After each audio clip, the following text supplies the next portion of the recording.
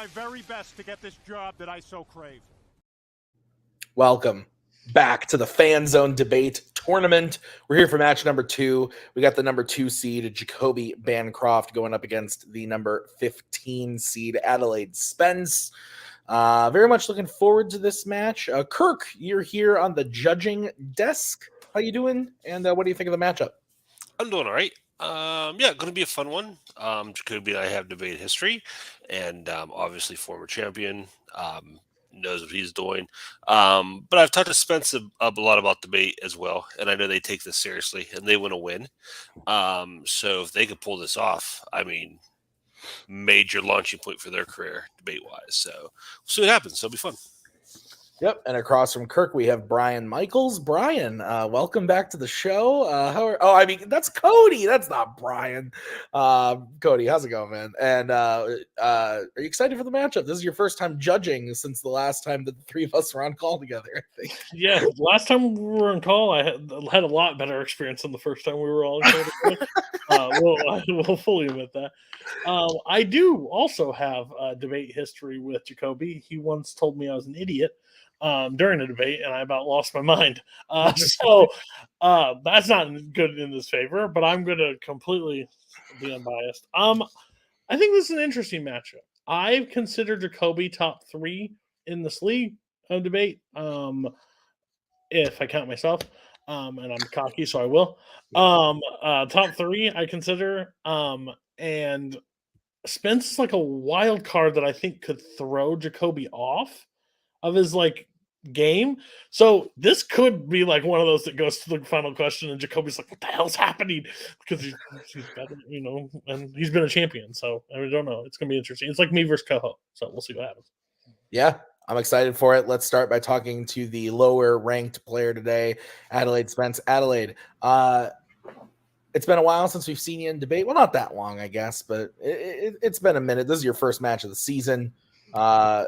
You're going to play Jacoby. I know that's a rough draw coming into the tournament, but I think everybody's kind of put it correctly where you are kind of a wild card. You've got some good stuff up your sleeve. How are you feeling about the match?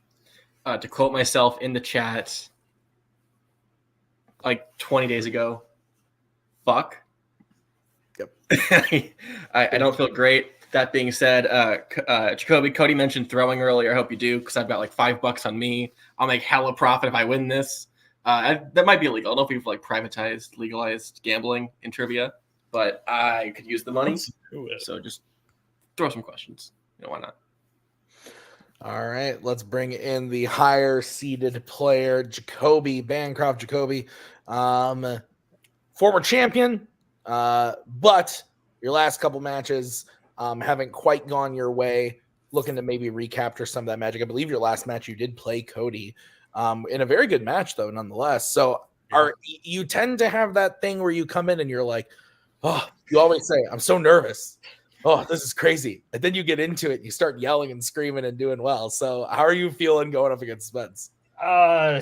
Nervous, but I am always nervous. No matter what I do, I'm always going to be nervous when I do these things. But once I get into the debate, I feel like something else takes over and I just lose myself a little bit. Like if you said last time that I would get as angry and upset with Cody last time, I would have called you crazy, because I was like, I never would do that, but it did. So I do get into this and I get invested. But you're right. My last few matches haven't gone very well, so much so that I also put money on Spence to win this. So we'll see what happens here. But no, I'm excited. I think this is going to be really fun. I think we picked some interesting things, and this is supposed to be fun, right? This is fun. We have fun doing this. I always had fun doing it, but then I also got real bad stomach ulcers when I was done. So And there were 4 champions on this call. Oh, that's all champions. You ate dinner right before this, Spence, and I was like, how do you eat before these things? And I haven't eaten for 3 hours. Yeah. I would never eat before one of these. But anyway, we're going to get into the match. Here's how it's going to work. So the players drafted categories. Then I came up with some questions for them based on those categories. They're going to debate those questions tonight before our very souls. It is a battle for their very souls, one could say. But it's going to be fun. They're going to get a 1-minute opening, followed by a 5-minute freeform, followed by a 1-minute closing. After the main debate, Kirk, Cody and I will write on our handy dandy boards who we thought won the question. And if you get 2 votes, you win the point. First person to 3 points wins the match. So, competitors, any questions as we get into the debate? Nope. Okay, then let's do this thing.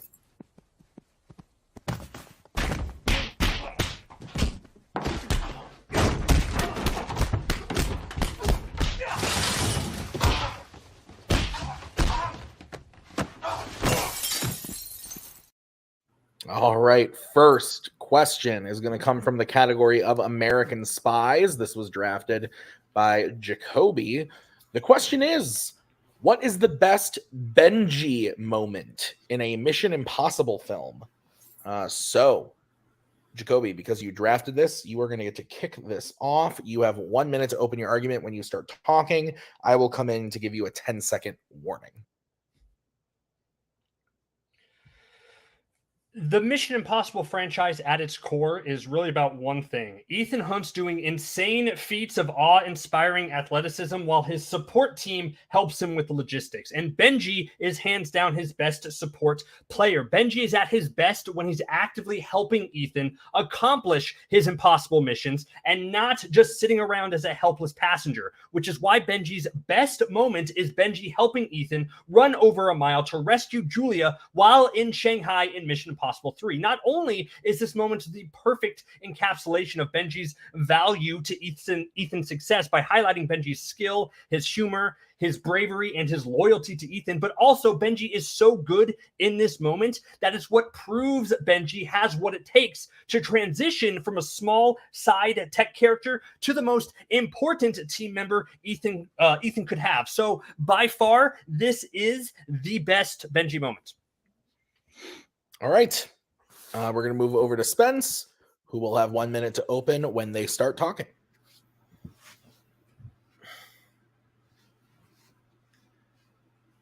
At the end of the day, I think Benji, as Jacoby said, is a big point of service to Ethan at the whole Mission Impossible franchise and does have a lot of moments to shine for himself. I chose a scene where I think a lot of it is carried not only on him, but also Simon Pegg's actual individual acting prowess. I'm going for the scene in Mission Impossible Rogue Nation where he is wearing the bomb strapped to his chest, where the entire time you are hearing him reciting lines being fed to him by Solomon Lane, but through the whole time you're not only seeing Pegg shine as an actor of both the stern domineering of Lane's words, but also the genuine fear in his eyes and how he's able to sort of multitask that performance on top of it, elevating an already incredibly tense and riveting scene. I think that Benji is a character who deserves more of a spotlight, and being a character used only for service, I think it'd be a little bit boring and repetitive, as I'll get into later. But I think having a moment where you can truly shine on how incredible of an actor Simon Pegg is, which I think has been undervalued, is really important to add to the franchise, which can add some spice to it all. Time. Okay. So, scene at the end of Rogue Nation, scene at the end of 3. You have 5 minute freeform. When one of you starts talking, I will throw up this for the 1 minute warning. And if anybody gets a little too carried away or long winded or anything and is bothering me, I'm going to throw up the let's move on. So you guys have 5 minutes when one of you starts talking. I understand why you picked your moment because it's kind of an exciting Mission Impossible moment. But for a Benji moment, which is the question, I think it's a bad choice. I mean, Benji in this scene is captured. He's helpless, and he's not even himself throughout 95% of it, where my scene is Ethan and Benji really working together. You're highlighting Simon Pegg's acting prowess, but for a Benji moment, Benji is sidelined through all of yours, where mine, he plays an active role in helping Ethan accomplish his task. I think the argument about Benji's being sidelined isn't really I don't think that's a great point, because at the end of the day, his character is sort of meant to be sidelined. Like, his idea of support, I think, is better helped by characters like Luther or Brandt, who actually have a more active thing of actually like supporting the film overall. I think having a character who is basically just there to be like Ethan's +1 to everything is inherently uninteresting, whereas I'm offering like a new perspective and a new light on Benji as a character that I think we should get more on, rather than a scene where you're picking a scene which has literally been repeated in another film, and it's better there in Fallout where Ethan's also running on top of buildings. That is the exact same setup and execution, but at the end of the day, I think also that one is much better. Nope, I disagree because I think my moment is better because it's also the first one. You're saying it does it twice again, but it happens later on. This is the first one. This is the original one. This is one where Benji is operating at the top of his game and actually assisting. In Fallout, he makes mistakes, but it doesn't matter because this moment in 3 is the one where he's working in tandem with Ethan and allowing it to happen. Your moment is a great Ethan and Solomon Lane moment where Benji is there. Benji, you say like it doesn't work if he should be sidelined more. I'm confused on that argument that I think Benji should have a more active role in what Ethan is trying to do and accomplish his tasks. And that's why my scene handles that 10 times better. I don't think the idea of servicing Ethan Hunt makes him less sidelined. It's just because he's a part of the action. I don't think gives him any agency as a character. Like you're saying, like, yes, he is tied up. Yes, he loses that decision, but he still has to be there. And he even like, tells Ethan partway through of just like, don't risk your life. Don't have Elsa hold you hostage. He's trying to make sure that Ethan gets away safe. It is the moment where he takes agency of I am ready to die. That is the epitome of a spy where you're saying, oh, it's like top of his game in MI3. He was literally, he's not even technically a field agent yet. He's breaking code to do this. Whereas in 6, he has been training for almost a decade. And this is him at his best using high-tech technology. And carrying with Ethan works more like tit for tat rather than like, oh, you're running? Okay, oops. Like, it's less interesting. You're negating the fact of what Benji actually does in this scene. He's a character who, at this stage in the movie, Ethan has gone rogue. He is an enemy of the state, but he knows that Ethan is the good guy who needs help, and he offers it. And in that moment, he offers so much personality. He offers his fear of even the fear that carries over in your scene, the fear of doing something wrong, which is the same fear that he shows kind of in Rogue Nation. But then he also follows through where he realizes this is the right thing, and he also gets to show his humor in my scene as well, which is important for the Benji character, I think, as well. So in my scene, that encapsulates all the fear, the dedication to Ethan, and the comedy of it, as opposed to just him repeating lines and acting with his eyes the whole time and being helpless, does not make it the best Benji moment. Your moment keeps going back to he is the least important character in that scene because really it's Ethan and it's Solomon Lane going at each other consistently there, and Benji is just there. And the stakes of your scene make no sense at all, but I think I went on for a little while there. You're good. I think my issue with your scene is that at the end of the day, there's enough scenes where she's accomplishing the same kind of thing that you're looking for that I'm just inherently less interested in. Again, the idea that's repeated later, but it's also the idea of I think Benji supporting Ethan's actions are just so repeated. Like that's literally his character's like. Not saying motivation, but like that's something that he does over and over and over and over to the point that a lot of those moments sort of blend together with him as a character. I think this is a scene where this is the only time that Benji has done anything like this, and it stands out again because I think Peg's acting is phenomenal in this scene. At the end of the day, I think something unique stands out versus I think there's 100 moments that could pick which do a lot of the same things, similar things that you are pitching, and yours isn't even the best version of the specific action. You keep saying like, oh, they keep doing it, but no, mine was the first. This is the first Benji scene. And as I said in the beginning, this is the Benji scene that proves that he is able to be the perfect counterpoint to Ethan and help him do whatever he needs to do. You keep saying, oh, they keep doing it better in the franchise. No, Benji does not make a mistake in the scene. He's operating at his highest level, and he's actually doing something to the plot rather than just sitting there and doing nothing. You keep hitting the point of Simon Pegg's acting with his eyes. Great. Simon Pegg is a great actor, but this isn't how great of an actor Simon Pegg is. This is the best Benji moment, and the best Benji moment helps Ethan Hunt accomplish his goal and not just be there because he got captured and has to sit there and recite lines from somebody else. I think you're underselling how pivotal not only Peg's acting is to this, but again, I think he has an active decision of trying to tell Ethan to run away, of basically like this is him taking agency as an individual. Where again, I think the idea of him being in support, he's been in support in a lot of other ways. I think that him at the opera house, where he's sort of like this unwilling follower and suddenly had to take action, is more interesting. I think him as a waiter in Ghost Protocol, of him trying to help with the diamond heist, is inherently more interesting. I think that you're picking a specific moment which is like repeated a lot as like structure of the character. Yes, but my moment came first, and it's what defines the character so much going forward. It's why those moments. Time. All right, we're going to start with Spence to close. You get 1 minute when you start talking.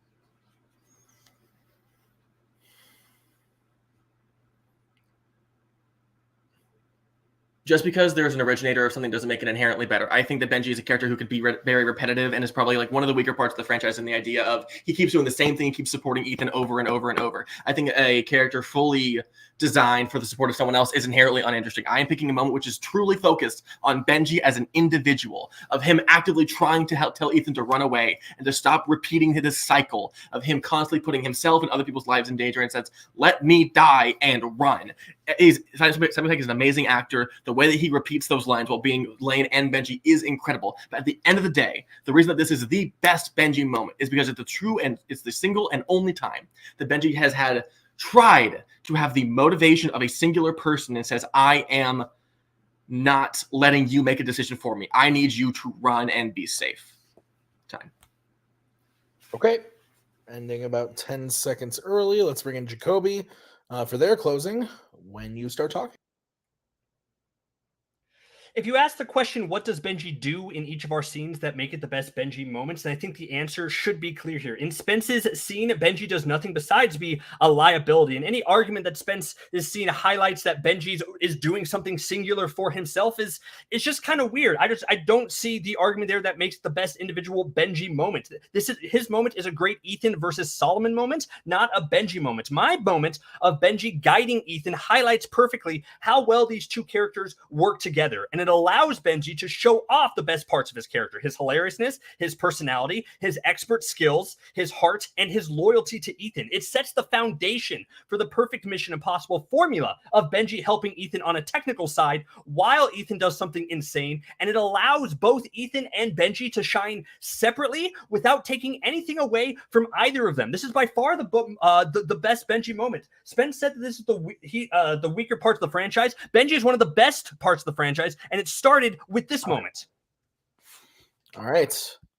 We will bring in the judges. I don't play trivia anymore. This is paper. That's fair. That's fair. I need to tell my 5-year-old she doesn't deserve a whiteboard. She does.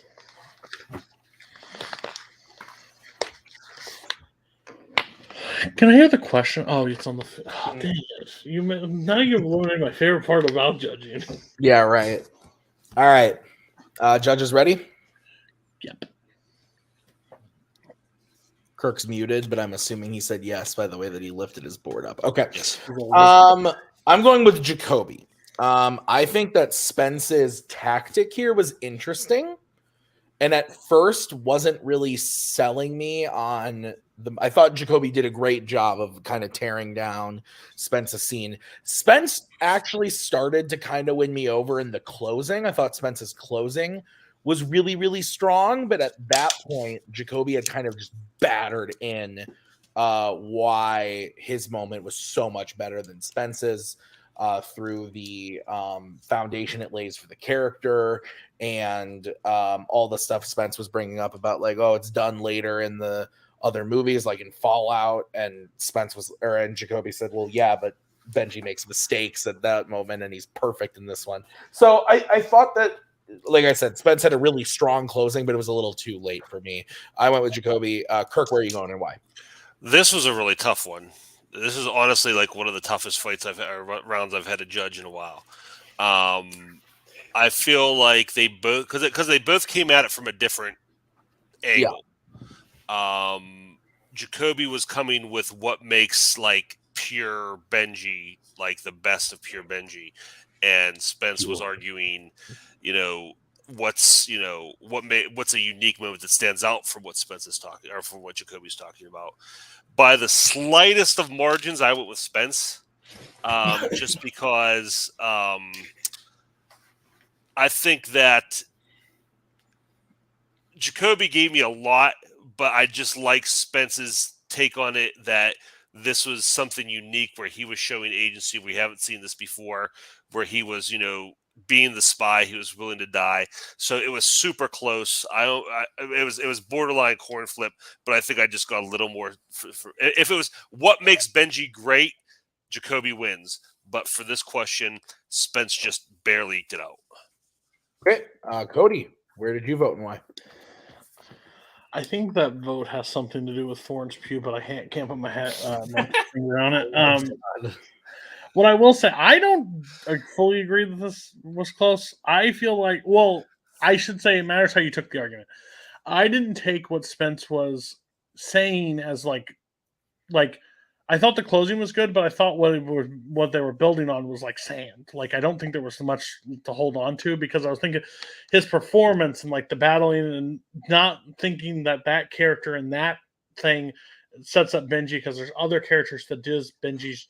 I thought it was just a weird tactic to take it down, and the Benji does something first in Hero Movie and does it better in Fallout. I don't think that has much weight on it because its best moment, it's not like the most exciting or the most thing, just the best Benji moment.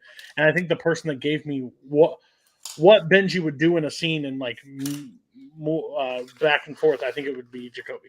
That was just my vote because I think he just displayed what Benji would do in those characters and why it was an important moment to Benji.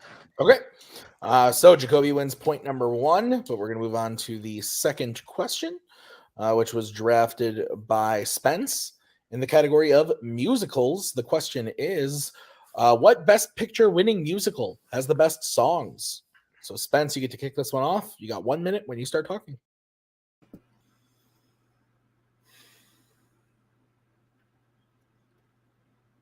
I think that Chicago, which is my pick, is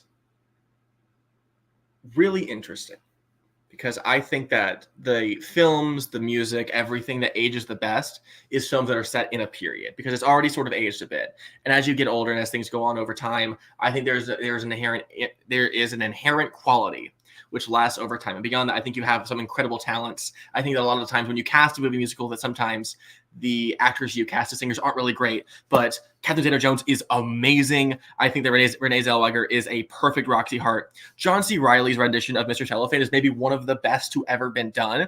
Queen Latifah's version, like Queen Latifah as Mama Morton, is not the most interesting character, but she absolutely kills the 2 songs she has on this soundtrack. With even a song which is not in the movie, but is on the soundtrack. It is great. There are no skips here. And Cell Block Tango is one of the greatest songs ever written in musical theater history. And the fact that it's not the best song on the soundtrack is incredible to the quality of what's being performed. All right. So we'll bring in Jacoby. Jacoby, you have 1 minute when you start talking.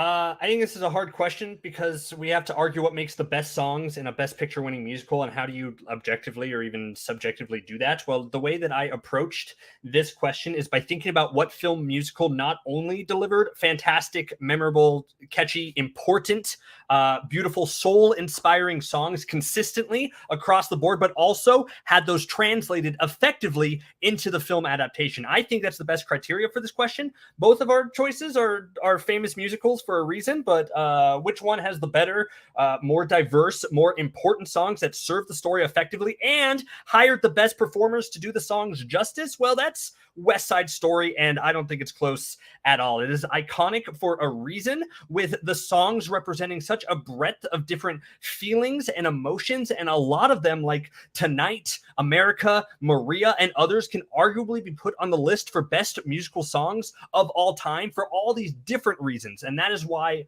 West Side Story is the best musical song.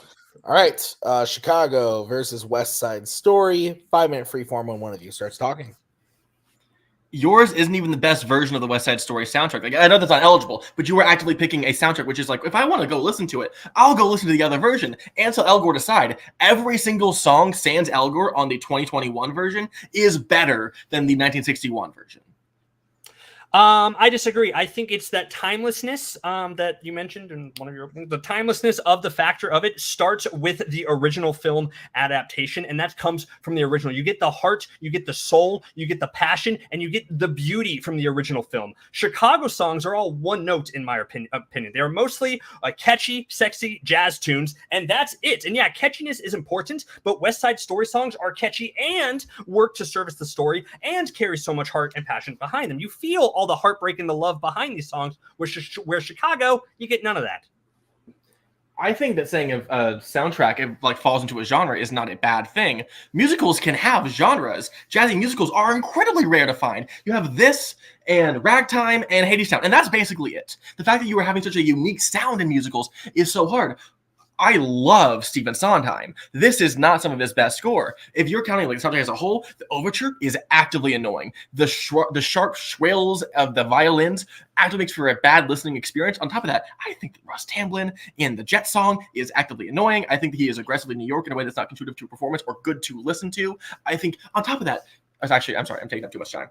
That's right. Well, see, at least my songs offer a different perspective and different feelings and emotions behind everything. Chicago songs are all so similar to each other. The songs All I Care About just kind of carries over to We Both Reach for the Gun. They play into each other. And then it limps to Razzle Dazzle, which is such a lackluster dud of a song that goes on for way too long. And if you listen to them all together, it's just really boring. All of that is like that for the Chicago soundtrack, especially for the performances. Don't talk to me about the performances of the songs in it. Your movie has Richard Gere in it, singing like a third of those songs. He is ruining Razzle Dazzle and Both Reach for the Gun and all that. He drags that down, where my performers who are doing the song, who were dubbed over for it, are making it a beautiful experience and highlighting the importance of the songs. Your songs have nothing behind them.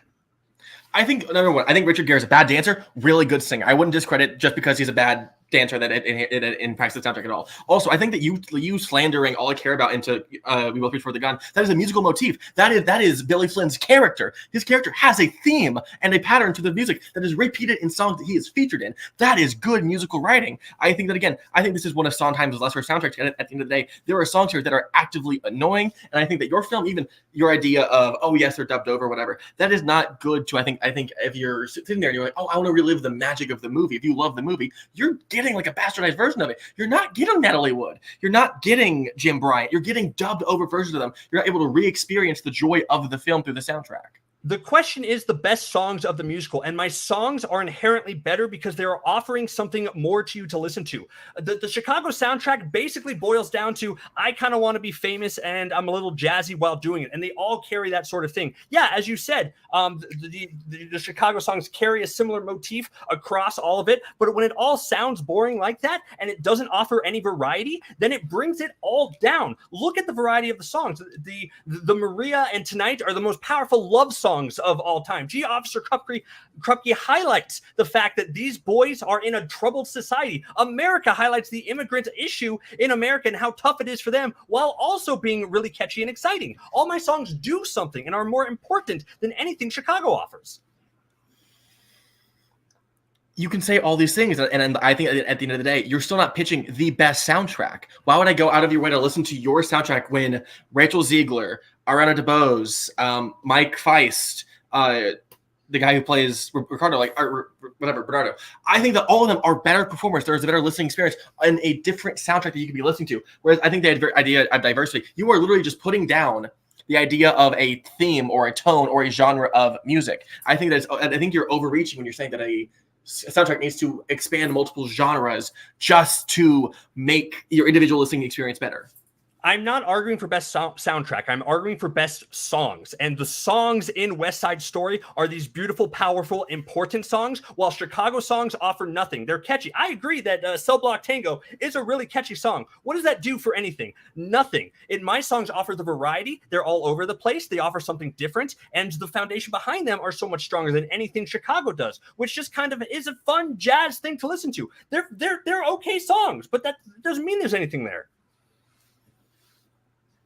I really like the soundtrack to Chicago. It's not I get like 5 seconds. I can add anything. All right. We're going to start with Jacoby on this one. Jacoby, you have 5 minutes. Or 5 minutes. Ooh, no. Please don't make it 5 minutes. You got 1 minute when you start talking. So yeah, I think both of our songs are catchy, but you need more than that to be called the best songs. Look at it more in depth. The Maria song is this soulful declaration of love with beautiful lyrics that sells the movie, that Tony would give it all up for Maria. The America song is just this firecracker. You feel all the vibrant colors just by listening to it, while also understanding the tough perspective of immigrants in the U.S. Tonight and Somewhere are two of the most exciting duet love stories of all time. I Feel Pretty is so upbeat, but it also also makes the tragedy later so much more sad. You can't do any of that with Chicago songs. They all mostly have the undertone and meaning of I want to be famous and sexy, and that's it. Yeah, Spence, I like the soundtrack too. I listen to that too. It doesn't mean they're the best songs. They get repetitive and they don't have any depth. And because of that depth and the uniqueness around the West Side Story songs that are being in it, that's what makes it the best songs in the musical. The argument that, oh yeah, listen to the other soundtrack doesn't matter because all the songs are the same and it's the best. Time. All right, we'll bring in Spence for their 1 minute closing when they start talking.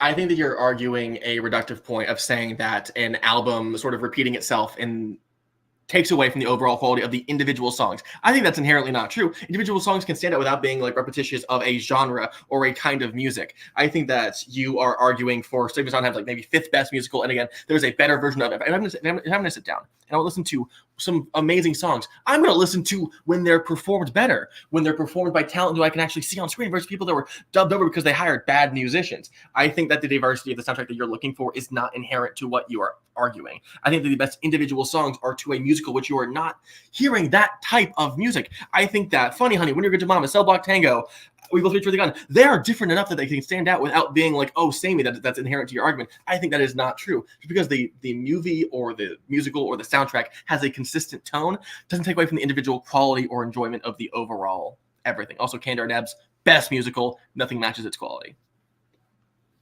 Okay. All right. Bring in the judges.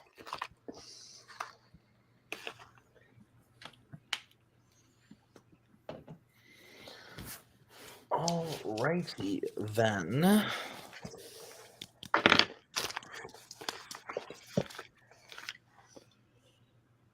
all that jazz. All right. Cody, you're kicking this off.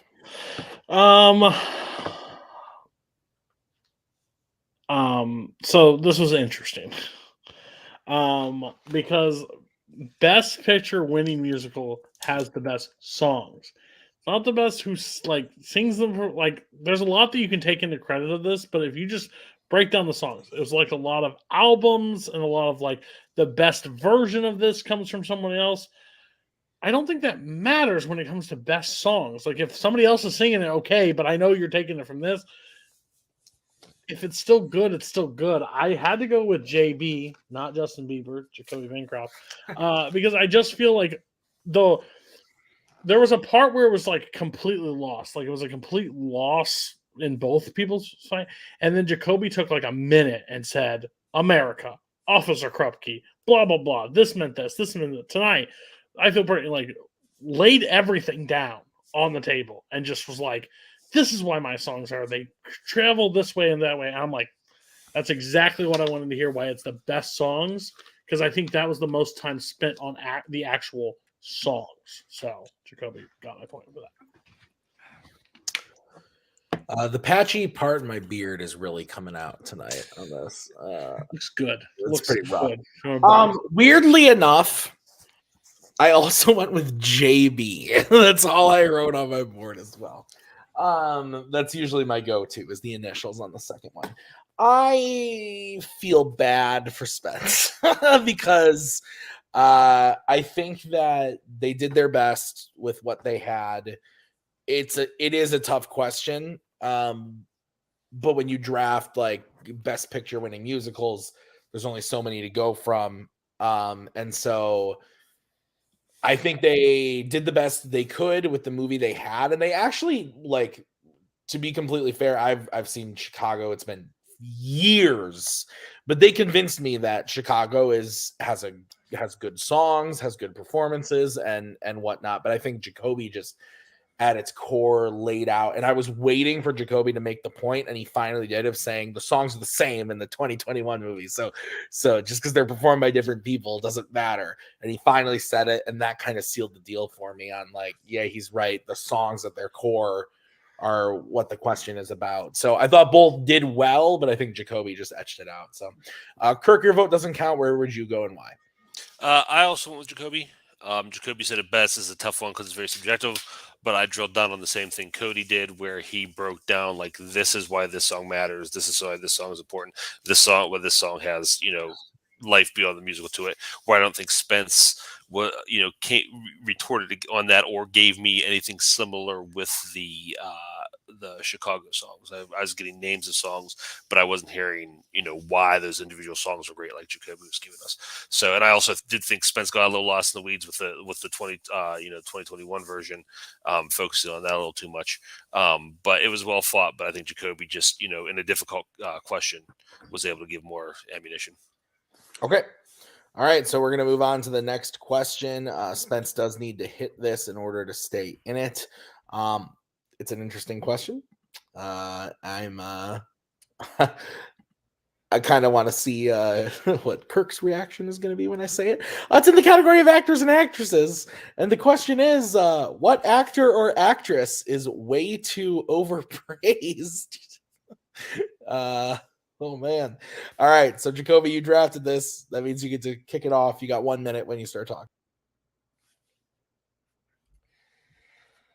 I think a good actor's job is to disappear inside the roles they inhabit, to deliver unforgettable characters, no matter what the situation, and bring something slightly different to each role. With that in mind, I think Robert Downey Jr. is way too overpraised. Let's be very clear here. I don't think RDJ is a bad actor. I just think he's an actor who has really only found success in this century by being himself. He does not challenge himself. He does not push himself. And it's clear he doesn't quite know what to do with himself now that his iconic Tony Stark role is done. I don't disagree that RDJ was absolutely perfectly cast as Tony Stark, but I think the love of the character and the love for RDJ himself and the massive popularity for the MCU conflated opinions about his acting abilities to the point where there was a lot of debate and discussion about him being snubbed for an Oscar nomination and win for Endgame. The highest paid, most high-profile actor in the world for about that 10-year chunk should probably be a phenomenal actor, and RDJ was coasting on his personal charisma, and that makes him a little bit overpraised.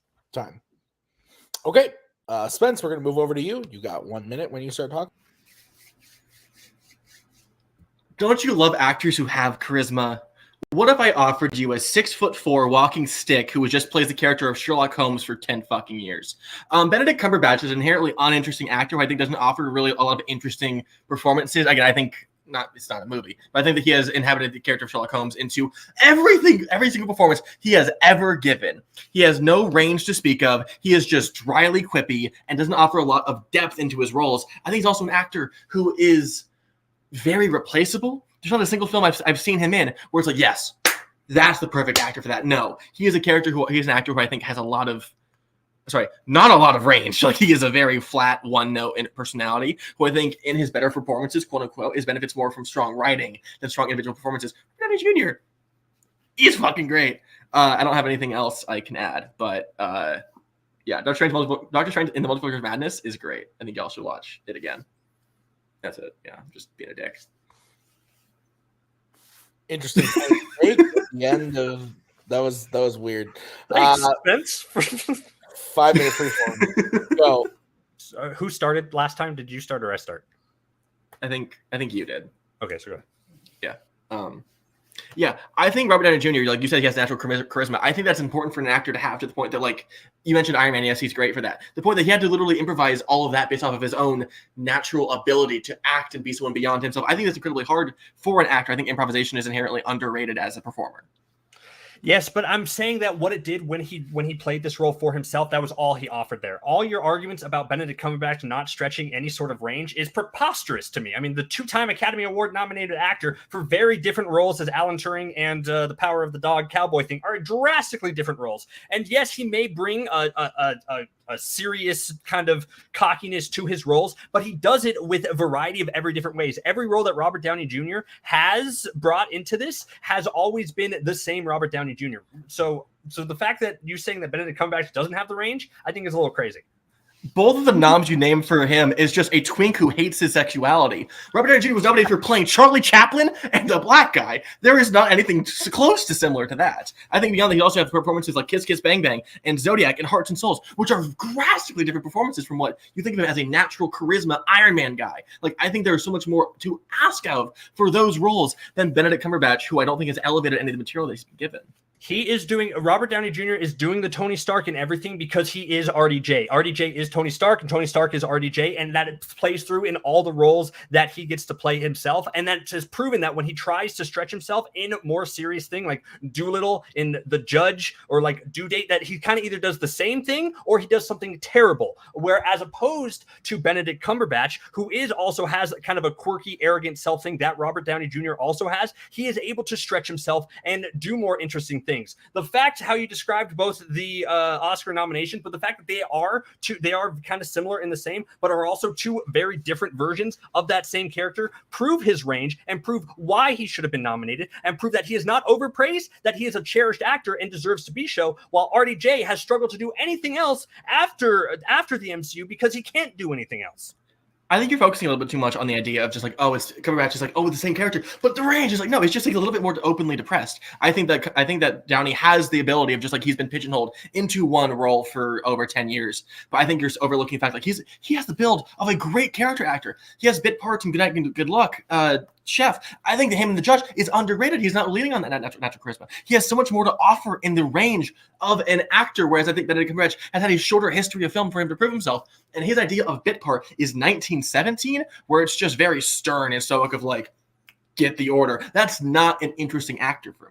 He fits the role that he is cast in, which is why he works for 1917. But then if you compare the sternness to 1917 and then the goofy Grinch voice that he does as the Grinch, or even his crazy, wild motion capture performances in big budget franchises, it proves that this actor can do a bunch of different things and succeed in all of them. You keep saying bit parts, and RDJ can show up in bit parts. Yeah, because if he's in anything longer than a bit part, it doesn't work. And he just delves back into something that RDJ has always sort of done before. So that's why you got to look at larger projects and what they're doing outside of these roles. And for both of our actors are beloved, but I think that they're beloved for kind of the wrong reasons. RDJ is beloved for being RDJ. Benedict Cumberbatch is beloved for being a good actor across a lot of different things. I think saying that he's only going to bit parts is insane. I'm giving you. He was Charlie Chaplin. He's amazing there. He's like the third lead of Zodiac, and he's fantastic there. He carries Kiss Kiss Bang Bang with Val Kilmer giving the performance of his fucking career. I think Benedict Cumberbatch is literally, he is stealing the Iron Man archetype. He is just playing Robert Downey Jr., but worse. He is taking everything Robert Downey Jr. is trying to do in the MCU and failing masterfully at it, while also having worse extra performances outside the franchise. As I said, and in my opening, that yes, RDJ could have started out with something interesting, but after the MCU, after everything happened there, he fell into the archetype of not doing anything else. And yes, Doctor Strange does fall into the similar archetype as Tony Stark, but then he's able to branch off and do something else. The movies you name, like Kiss Kiss Bang Bang, he's RDJ. All those things that he's in, he is RDJ in these movies. And that's why he should not be praised as an actor, as a performance, because he hasn't done anything since Chaplin that you've named twice 30 years ago. It doesn't matter for that when it's so long ago, because now he's just coasting on his RDJ personality, while Benedict Cumberbatch is out seeking complicated, challenging, different, varied roles and succeeding in them. Since 2008, he has done Tropic Thunder in the same year. He has done The Judge, and he hasn't had time because he's been stuck in the MCU. I think the potential of this actor has to go before that even. Benedict Cumberbatch is a newer commodity to Hollywood, where he hasn't really had the time to explore those roles, or RDJ hasn't had the time to do it because of his contracts. Benedict Cumberbatch has had the time because he hasn't been in the MCU as long, and he just puts out bad performances one after another. Time. All right, Spence, we're going to start the closings with you. You get 1 minute when you start talking. I think pigeonholing RDJ and just saying, oh, he was good before Iron Man is an inherently bad argument. I think there's so many more possibilities of him as an actor just because he's been pigeonholed into a franchise now doesn't take away this talent that he's had prior to becoming a movie star. I think he has the possibility of re-achieving that greatness once he's outside of that. I think even within that 11-year time span, he's still put out a few great performances, and even as Iron Man, he has been asked for range. I think Benedict Cumberbatch overall has never had the opportunity to show prowess. He's been given these hefty or deeper roles, and he offers nothing to them. Any performance where he has been quote unquote good or considered worthy, his 2 Oscar nominations are benefited from a good screenplay, which he has never been able to elevate beyond what is there on the paper. There are other actors who could do the better job than him. At the end of the day, if you are saying that Robert Downey Jr. is bad for being pigeonholed into the Iron Man, Benedict Cumberbatch directly copied that performance and is worse about it. If RDJ is bad, Benedict Cumberbatch is inherently worse. That's it. Okay. We're going to move over to Jacoby for his closing argument. 1 minute when you start talking.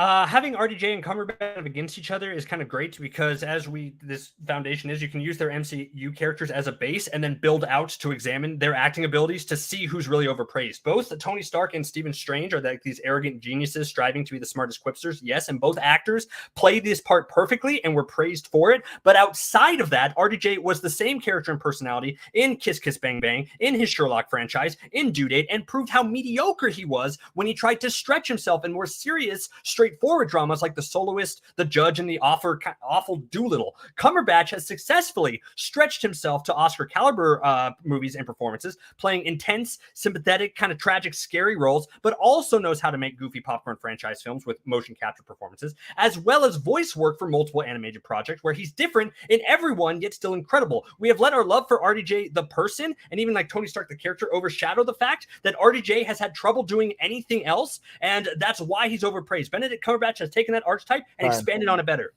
Expanded on it better. Strike it from the record. Okay, let's bring in the judges. Cody's just ready to go. I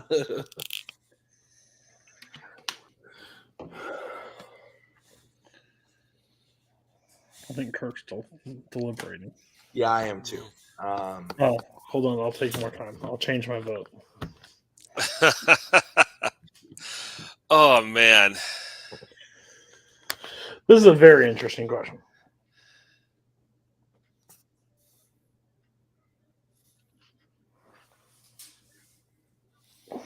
So who's ready for March Madness? Me? Cool.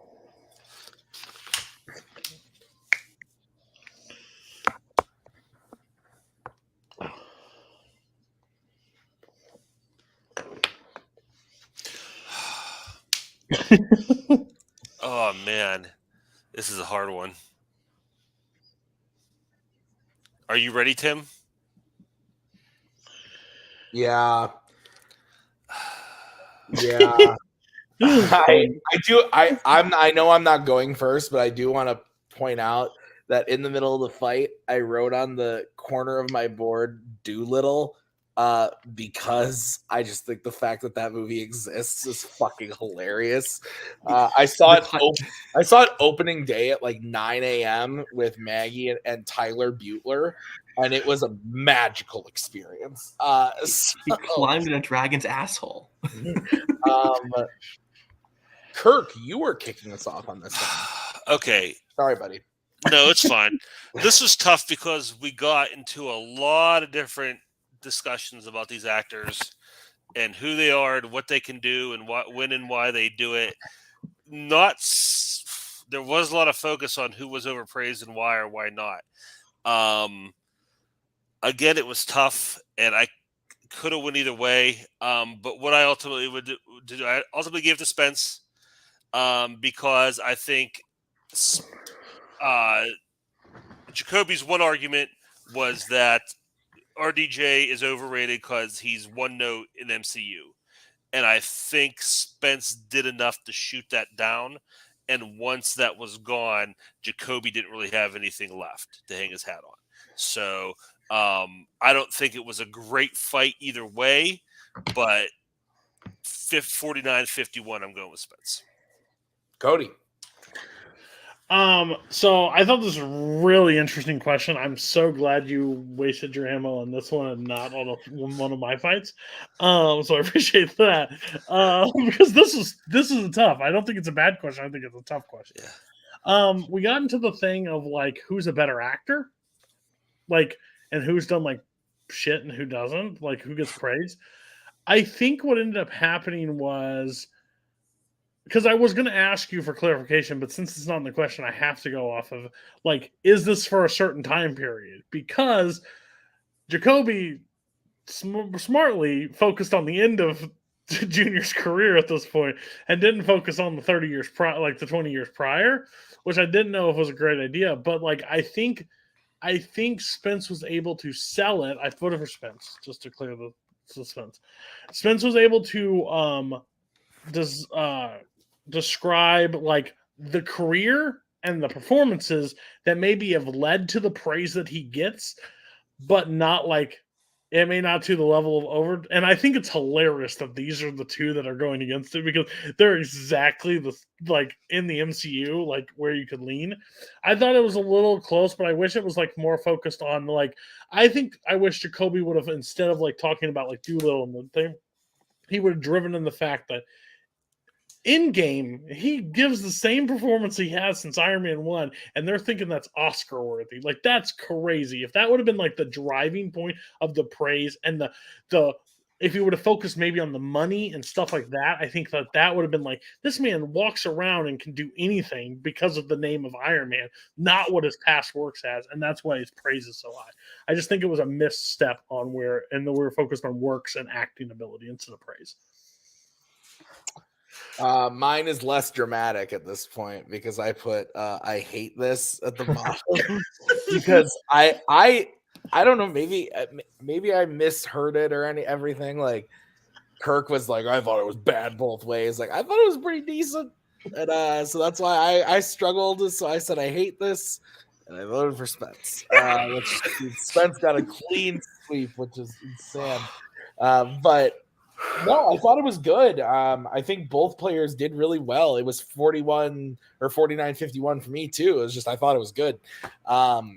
And I thought that at the end of the day, like, Spence made as ridiculous of a point as it is when Jacoby was like, Benedict Cumberbatch has been nominated for 2 Oscars. And Spence was like, he's been nominated for 2 Oscars for playing a gay guy. And RDJ was nominated for 2 Oscars for playing Chaplin in a black dude. I knew I was stoked after that. I heard that. I thought that was fucking brilliant. That's great. So, yeah, I voted for Spence. You guys said a lot of Cody specifically said a lot of what I kind of thought.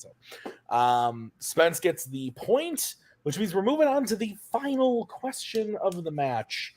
It was drafted by Spence in the category of Star Wars. The question is, what character from the sequel trilogy would make the best spinoff? So, Spence, you get to start this off. You have 1 minute when you start talking. I'm going to be political and try to be as vague about it as possible. There's a film I really love called The Rise of a Leader, A Childhood of a Leader, which is basically about how a fascist dictator can sort of change and how you see their evolution over time, going from an innocent child to one of the most terrifying people imaginable. I think that that is a great structure for Darth Vader. And how do we see that? How about we see it from the person that he sort of birthed as both his best friend and his son? I'm talking about C-3PO. I think that there is a great quality to him that can offer to like a Rosencrantz and Guildenstern style story, where we see him evolve and witnessing the rise of one of the most terrifying people in all of this world, fiction, anything. And basically saying, how does this innocent child become this fascist, terrifying dictator? I think that there's also non-canon stories that you go through, like Thank the Maker, which directly gives context to C-3PO's place in the original trilogy story in relation to Darth Vader and Anakin and knowing everything about him. I think that you could do a lot of bits about flashing back and seeing how Woody Norman can play like a young Anakin on Tatooine, or how Gabriel LaBelle can play like maturing Anakin dealing with Jedi Order and the gray areas and moral quandaries within. I think there's so much to offer through the introspection of his best friend. All right, we're going to move over to Jacoby, who has 1 minute when he starts talking. I think the 3 most important things about creating a spin-off around a character from the sequel trilogy is to 1, don't limit yourself to a story we're already super familiar with. 2, pick an interesting and relatively unknown but compelling character that you actually want to spend time with. And 3, don't forget to have some fun. Maz Kanata would be an amazing Star Wars spin-off movie. She's a character introduced as having this very long history with the Force and both the light and the dark side, but also has all these connections to the underworld and with people throughout the entire galaxy. Plus, she wasn't utilized enough in the sequel trilogy, even though she was played by the fantastic Lupita Nyong'o. So a spinoff would work on every level and can go in almost literally any direction and still be interesting, all because Maz Kanata is such a compelling character. When you hear about a Maz Kanata spinoff, you're presented with possibility and intrigue, which is vital for the Star Wars universe right now and is what we should be making spin-offs about and exploring all these different things that we could do. Time. All right, Maz Kanata versus C-3PO. 5-minute freeform when one of you starts talking.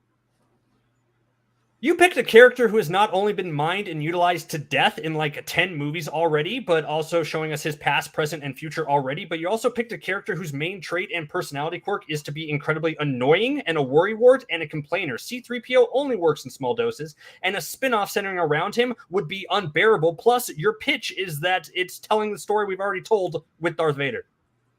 I think that you're disregarding the fact that there is some subtlety that we haven't been able to mine from the Star Wars saga. I think that George Lucas has written a pretty like blunt, in-your-face type of story through the prequel trilogy. I think that shows like Andor have shown that there's some subtlety that can be found from the politics of the Star Wars saga. You are picking a character who has like 4 lines of context dialogue. You're saying that she has light and dark force. That is not set up in the film. She has no backstory other than like, oh, vagary. I'm giving you a fully fleshed out pitch. You are saying, oh, we could do a thing.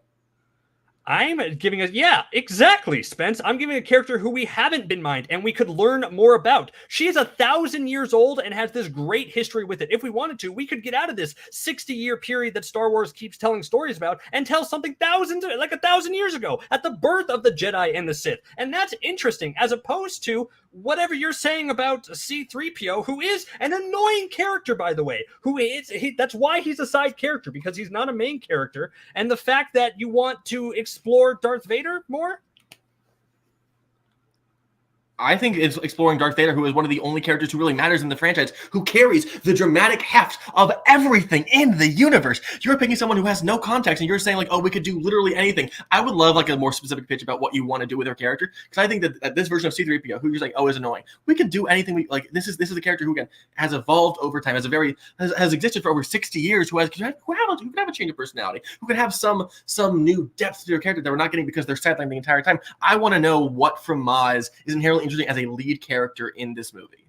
I understand that Maz hasn't been explored a lot, but look at what we do know about her. One, as I already mentioned, 1,000 years old, that she has a very deep connection with the Force. But if we want to get away from the Force, like kind of what you want to do with this Andor political fascist rise that you mentioned, she is also a pirate queen and a smuggler. She has a collection of all these ancient antiques from across the universe. How did she get those? What is her role as a smuggler in this galaxy, both pre-Empire and post-Empire after everything has collapsed? There are so many directions that you can go. The fact that you want to be like, oh, she isn't explored, that's why we shouldn't have a spin-off about her, is baffling to me. No, let's give it to C-3PO, who we know everything about, who does not change because he is a droid, and center it around, let's learn more about Darth Vader that we haven't learned about in 10 movies. It's crazy. Yeah, I agree with you, Spence. We don't know much about Maz Kanata. I want to learn more, don't you? I think that you're offering such a broad spectrum of time that it's hard to really focus on like, oh, what's the best thing to offer? You're offering like, oh, she's a smuggler, but she's a pirate queen. Then let's get a fucking Solo too at that point. You're offering, I think you're like, this is a character who I don't think has a lot to offer. If you want an older character, you have Yoda, who I think has more context. I think if you want smuggler, you have Han Solo, you have Kira, you have Beckett. There's so many more. You can do more interesting things there. Oh, okay, cool. She also fucked Chewbacca. Do we want like a 50 Shades of Grey style movie for that? I think you're offering such a broad spectrum of time that I would honestly be interested in something more specific to pitch. If there's a specific story that you would like more, other than saying there's all these different options, so you're going to end up being underwhelmed by like, oh, you didn't do this or this or this. I think if you're able to find one thing and say this is what I want to see from the character, I think that's more of an interesting pitch than just anything, because she's done everything ever. Exactly, though. But the question is, who would make the best spinoff? And I'm saying Maz would make the best spinoff character because you can go in any different direction with it, because the tidbits we have learned about the character are fascinating and could branch off into exciting new directions. Your spinoffs are just being like, yeah, why don't we just do Yoda? It's because we've done all this before. And you're thinking like, yeah, you're coming in with a very developed pitch about C-3PO, the most annoying character on the planet, but his focus on watching Darth Vader rise on the sand planet of Tatooine again. What are you doing with your spinoff? That doesn't work at all. You need a Maz Kanata spinoff to do anything else. Yes, I don't have a very specific hyper pitch besides some broad ideas, but I'm saying you could go in any direction, and that's what makes it so great. Your any direction is just the same thing we've been getting Star Wars for the past 30 years. It's just fun exploration. I'm offering a new layer to it. I think the reason that Star Wars has sort of revitalized interest in the past 5 years is because of Andor and because of Rogue One and because of all these different ways that they've viewed Star Wars. You're saying, oh, I want a fun movie. I was saying, imagine your best friend for 30 years becomes one of the most terrifying people in the whole galaxy and deal with that moral quandary of, did I do this? Am I the problem? I think there is so much more dramatic heft to this kind of story than just big broad action. Yeah, I want to see that for C-3PO. All right, Jacoby, you are closing first on this one. You get 1 minute when you start talking. The best thing about focusing on Maz is the possibility. It can literally go anywhere. Spence is saying that's a bad thing, but that's the best thing about that. Be about anything and still be amazing, because at the forefront of this project is a compelling character. One of her best quotes, I am no Jedi, but I know the Force, is such a small line, but could set up a Maz movie about the Force and the Jedi Order 1,000 years ago, so we can get out of telling Jedi stories in this 60-year time span. She's known as the Pirate Queen, so you can tell a story about smuggling and the seedy underground of the galaxy. You can make a spinoff about, as I said, her collecting all her priceless artifacts, Indiana Jones style. You can make a spinoff about her resuming her smuggling and resistance fighter days after her castle is destroyed in Force Awakens and dealing with that Union dispute hinted at in Last Jedi. There are so many options, and that's so much better than following the unbearable C-3PO, who would offer nothing new. You're saying, let's add depth to C-3PO pick characters. What depth can we learn after 10 movies of him being like, oh no, what am I going to do? That would be a bad movie. All right, we're going to bring in Spence for their 1 minute closing when they start talking.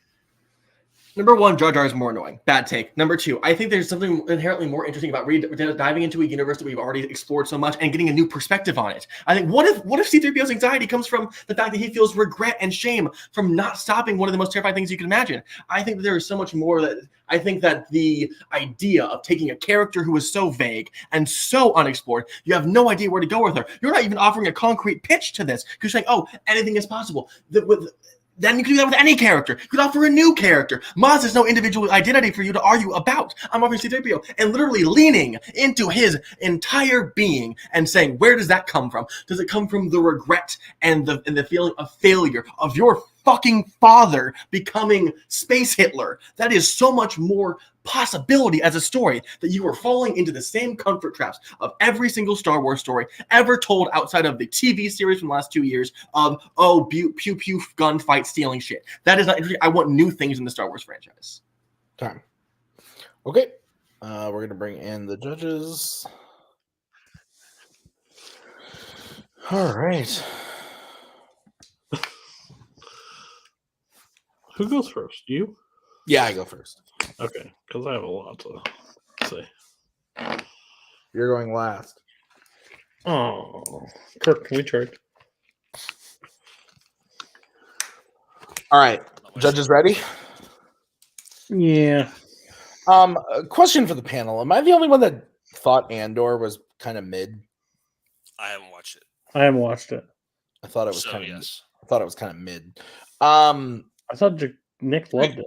To be fair, so was Obi-Wan was also kind of bad, and everyone loved it. But I guess I hate Star Wars now. Obi-Wan is awful. Andor's great. Thank you, Jacoby.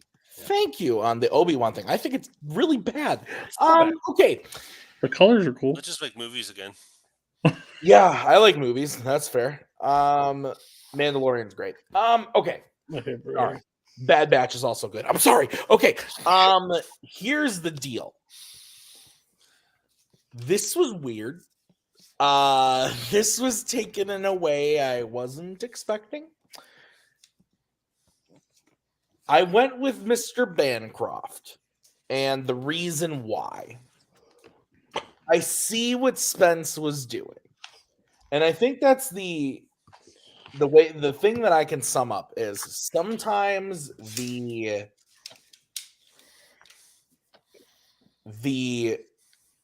like unsuspecting, like, ooh, they're never gonna see this coming pick just isn't the best pick. And sometimes the best pick is just the best pick. A Finn, a Rose, a Holdo, a Snoke, a fucking Babu Frick, I think might have been better than a C3PO. I think the pick at the end of the day was just not a great pick. And I appreciate the guts and the pitch because clearly there was a lot going into it. And I think I actually agree with what Spence was saying of like looking at parts of the franchise from a new perspective. I like that pitch. I just think 3PO is a bad character to do that. And I think their pitch I think Jacoby very aptly proved that. And I think Jacoby's I wasn't asking for a pitch, but Jacoby's just like, here's what you could do. Thought was great. So Jacoby really worked for me on this one. Kirk, where are you going? Yeah, this was tough for me. Another one tough one. These guys did really great this round. Because Spence was strong out of the gate with just the idea of their pitch, and just that Rosencrantz and Guildenstein kind of idea was really strong.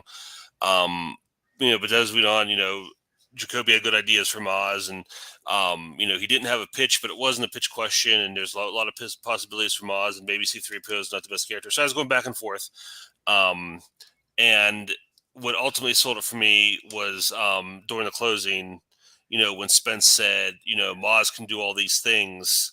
So if she can do anything, then she can be basically anybody. So that kind of swung it to Spence for me. And I also kind of like Spence's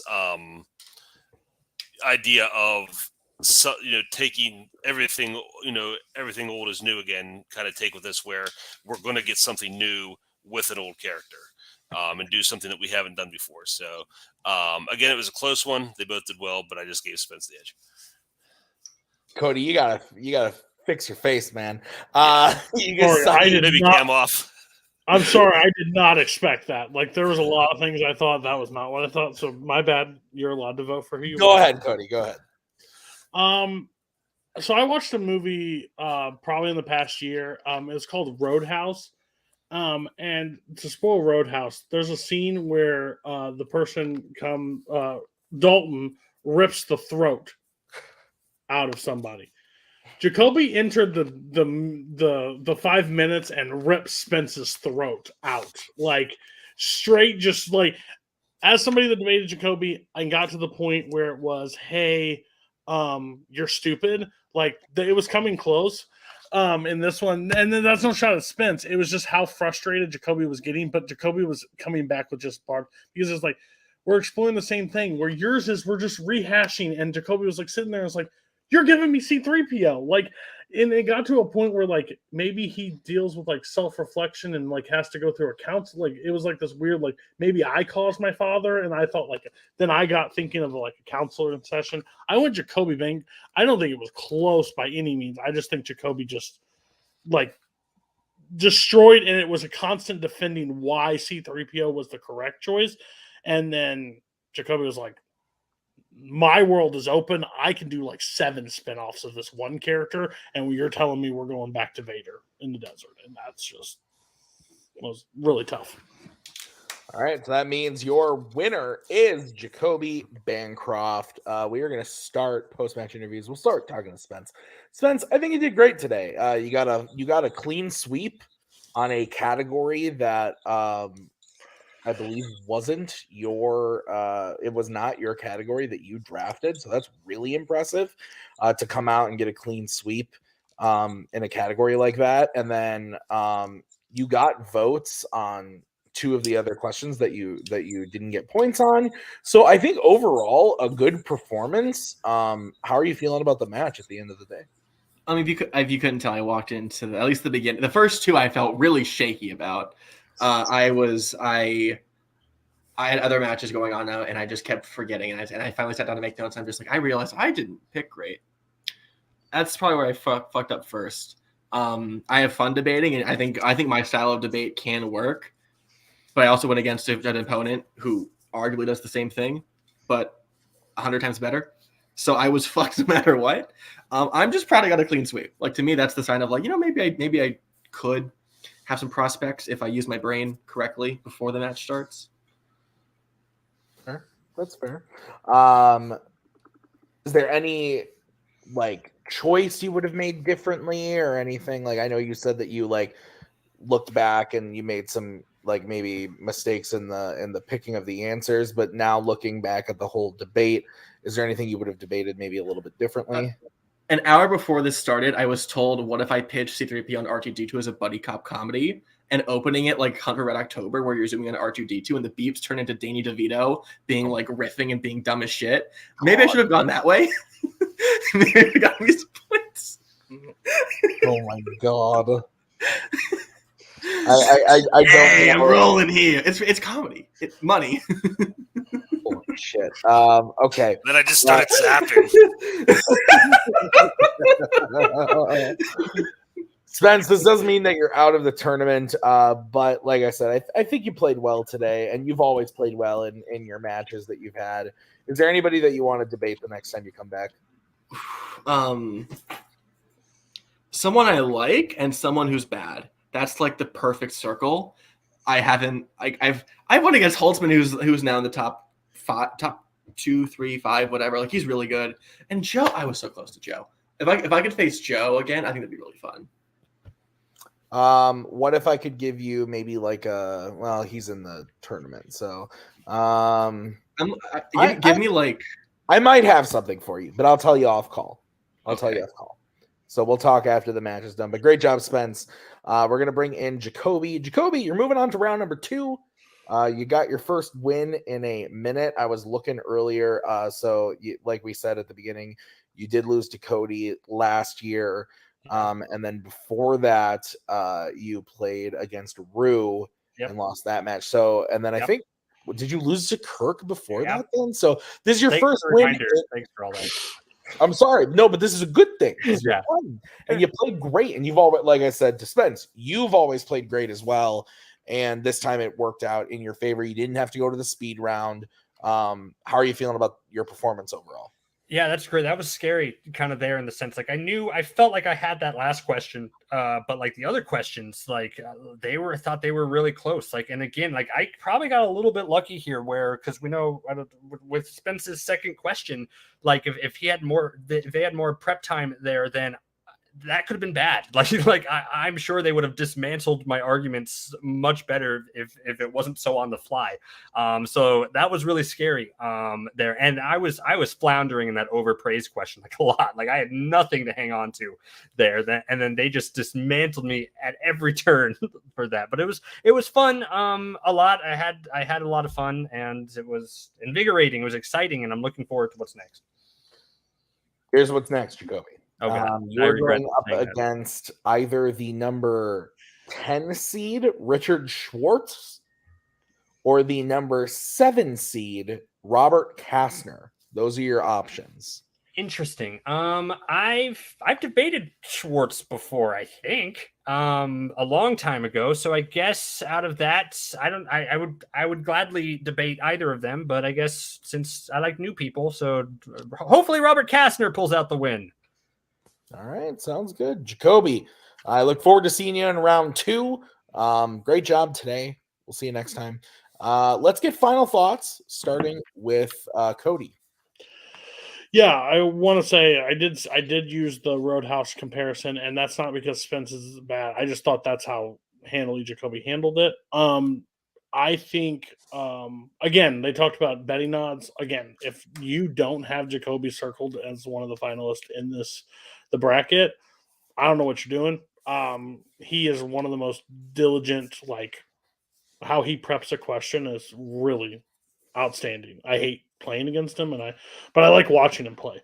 So it's exciting. And I think Spence with the proper prep can definitely come back and beat people. Like to win a point on a clean sweep against Jacoby, and That's then huge. also convince, Kirk on 2 questions. I think that's that's the recipe for success in this league. Like, if you can convince probably the best person debating in this league, Kirk, that you sold him on the answer, I think that's exactly where you need to go. And again, it won't be shown on call, but yeah, that question too. If there's more prep or whatever, we could be going sudden death. There's no question about that. Kirk, your final thoughts. Yeah, I mean, Jacoby's proved why he's a former champion here and why he's one of the favorites in the tournament. And his success is no surprise. But I think Spence, even the ones that you say got a clean sweep, and I think they were all close fights. Spence is definitely somebody that they tweak their game a little bit. They're not too far off from making a run in this league. Yeah. All right. Well, that's going to do it for us today at Fanzone Debate. I want to thank Kirk and Cody for judging this one with me. Thank you to Jacoby and Spence for playing. I've been Tim. We'll see you guys next time on another debate. In 2 weeks' time, we have got Cameron Holtzman going up against Andrew Barr, the number 3 in the 14 seed. So that is coming up in a couple weeks. We'll see you guys then for that. Until then, have a great night. There we go. Thank you very much. Please come again. We have a lot more groceries.